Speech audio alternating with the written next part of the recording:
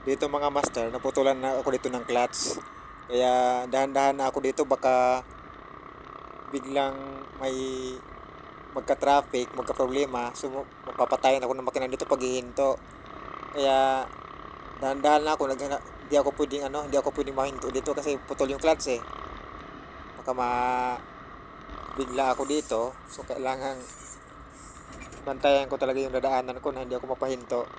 So dito ingat lang ako dito sa sinusundan ko eh. Hindi na ako pwede magpaharurot. So, ngayon pupunta ako dito, dediretso na ako sa sa bilihan ng pyesa kasi bibili na ako ng clutch cable para mapalitan ko na agad. So, buti na lang, medyo may malapit-lapit ditong motorcycle parts, dito na ako bibili. Mahirap talaga kapag ganitong alanganin tayo sa sa mabibilhan. So, pag masiraan tayo, lalo na kapag ganitong sitwasyon, kailangan mo talagang isip ko yung biyahe mo. Ito, may pa eh. Ayan. So, ayan, nandito na ako. Bibili na ako ng clutch cable. Nakarating din.